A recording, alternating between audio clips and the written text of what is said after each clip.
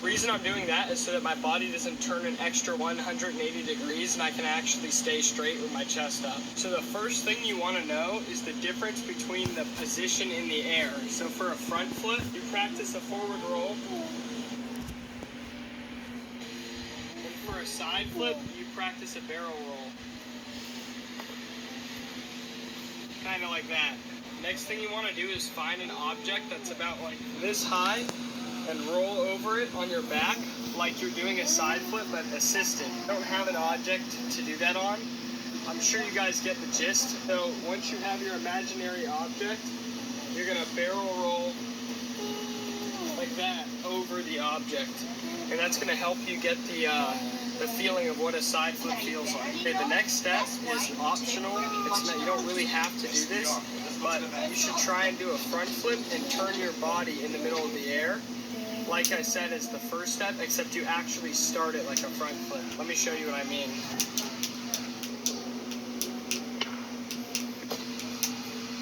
Now that's, again, it's like a progression. It's another way to familiarize your brain with it. Okay, now the next step is learning the run up.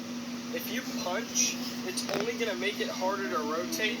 But if you do one step at a time, 1, 2, it'll be easier to get height and you'll rotate better. So I'm going to show you what you shouldn't do, and then I'm going to show you what you should do. Don't do this.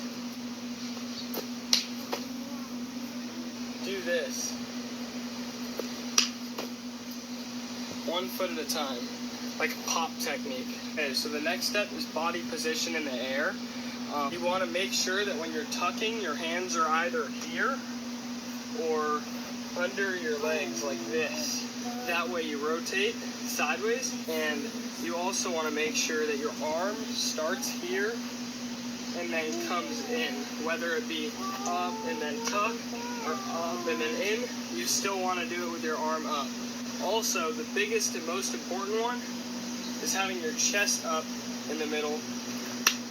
That way you can control the vision of the side flip and what you can see in the middle of it. Also, keeping your chest up will help you a lot with landing the side flip and doing doubles possibly in the future.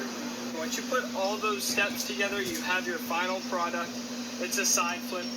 It may not happen overnight. It's not an easy trick to learn, but once you get it down and keep practicing it, it'll get easier and easier. I'm going to demonstrate a few side flips here.